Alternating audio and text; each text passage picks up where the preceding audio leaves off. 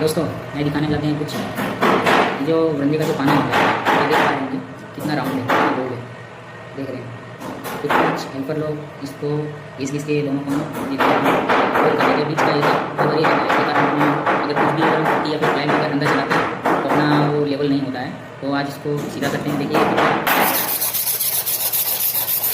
जब भी इसको अंदर में धार लगाना होता है, इसको कुछ ये इतना एंगल रखना चाहिए और इसको पूरे में घिसना चाहिए, तब जाके ये सीधा होता है। अब इसको सीधा करने में बहुत टाइम लगेगा और आप वीडियो में बने रहिए, आपको थोड़ा किया जाएगा, देखिएगा।